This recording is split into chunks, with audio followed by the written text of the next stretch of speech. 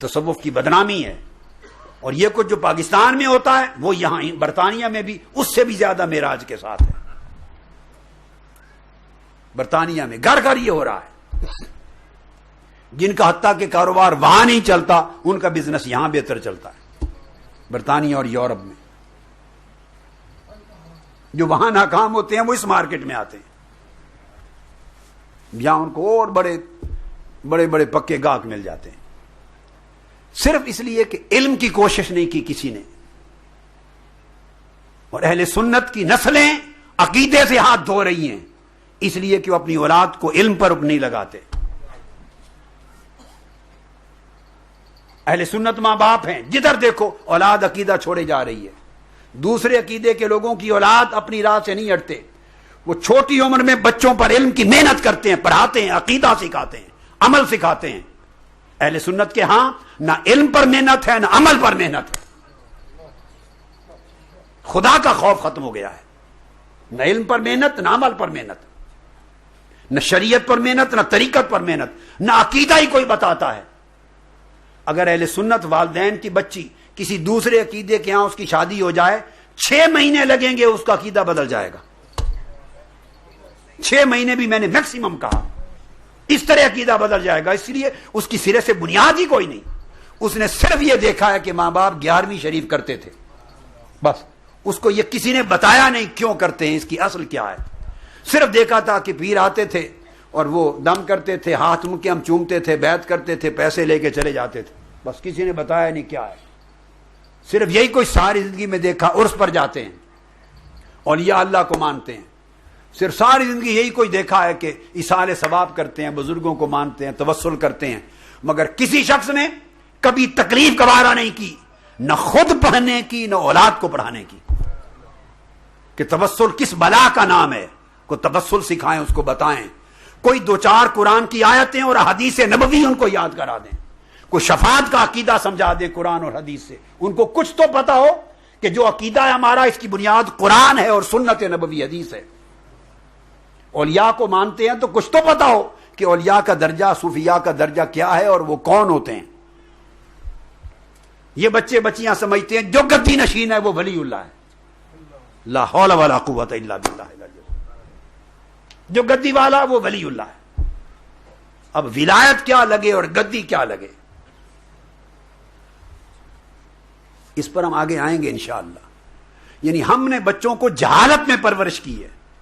نتیجتاً جو شادی ہوتی ہے چند مہینوں میں عقیدہ بدل جاتا ہے. بچے بڑے ہوتے ہیں، یونیورسٹی جاتے ہیں، حزب التحریر کے ساتھ انٹریکشن ہوتا ہے، خلافہ والوں کے ساتھ انٹریکشن ہوتا ہے، دہشت گردوں انتہا پسندوں کے ساتھ انٹریکشن ہوتا ہے، گستاخوں کے ساتھ انٹریکشن ہوتا ہے. چند مہینوں میں پہلے عقیدہ صاف ہو غلط ہو جاتا ہے، بالکل مزمحل مشکوک. اس کے بعد سارا عقیدے کا صفایا پلٹ کے آتا ہے تو ماں باپ کو کہتے ہیں آپ مشرک ہیں. بے شمار لوگ میرے سامنے روئے ہیں کہ بچہ پڑھنے گیا تھا، اب واپس آ کے ماں باپ کو نکال دیا گھر سے، کہتا تم مشرک ہو، تم بدعتی ہو. اب روتے کس لیے ہیں؟ اس نے نکالا تو صحیح کیا آپ کو، آپ نے ماں باپوں نے حق ادا نہیں کیا. ساری زندگی کمائی کر کر کے اولاد پر لگاتے ہیں. ان کو LLM کروانا ہے، ان کو ڈاکٹر بنوانا ہے، ان کو انجینئر بنانا ہے، ان کو MBA کروانا ہے. یہ ہماری قوم جتنی پاکستانی، ہندوستانی اور ہماری بنگلہ دیشی قوم کا خاص طور پہ یہ خطہ ہے، ساری زندگی کمائی لٹ جاتے ہیں کما کما کے بچوں کو ان کی دنیا سنوارنے کے لیے. میں آپ سے سوال کرتا ہوں کتنی محنت کرتے ہیں بچوں کا دین بچانے کے لیے؟ خود گریبانوں میں جا کر جواب دیں. کتنا وقت لگاتے ہیں ان کا دین بچانے کے لیے، ان کو دین کا علم دینے کے لیے، ان کا عقیدہ بچانے کے لیے، مستقبل بچانے کے لیے. تو پھر آپ کو مشرک جب یونیورسٹی جائے گا، انٹریکشن ہوگا، اس کے پاس تو بنیاد ہی کوئی نہیں تھی. آپ نے تو عمر بھر خود بھی جاہل رہے، اس کو بھی جاہل رکھا. اب دوسری طرف جب لوگ ملے ان کو انہوں نے رٹا رکھے ہیں طوطے کی طرح، کچھ آیتیں کچھ حدیثیں آؤٹ آف دا کانٹیکسٹ، بالکل سیاق و سباق کے خلاف. مگر کچھ آیتیں کچھ حدیثیں ہر جگہ پہ جڑ دو. گمراہی پھیلانے کے لیے قرآن حدیث کو بطور ٹول استعمال کرتے ہیں، مگر ان کو یاد کرا رکھا ہے. اب انہوں نے آیتیں حدیثیں سنائیں، بچے متذبذب ہو گئے، پھسل گئے، عقیدہ ہی چھوڑ گئے. غلط معنی بتایا، غلط ترجمے بتایا، غلط سیاق و سباق بتایا، اپلائی کر دیا، غلط شرح کر دی، اس بچوں کو تو ABC کا ہی پتہ نہیں تھا.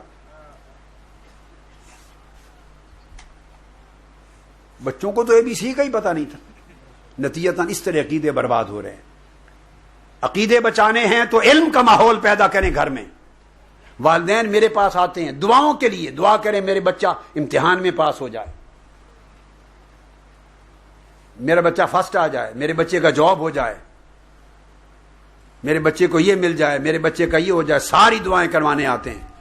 اور بہت کم لوگ ہیں جو کہتے ہیں دعا کریں میرے بچے کا دین بچ جائے، اس کا ایمان بچ جائے، اس کا عقیدہ سنور جائے، صاحب علم ہو جائے، صاحب عمل ہو جائے. رفقا، اراکین، معتکفین، توجہ سے اس بات کو سنیں. گھر میں آپ کے چراغ بجھ جائیں گے، گھروں کو آگ لگ جائے گی اگر علم کا کلچر زندہ نہیں کریں گے. مستقبل بغیر علم کے نہیں ہے.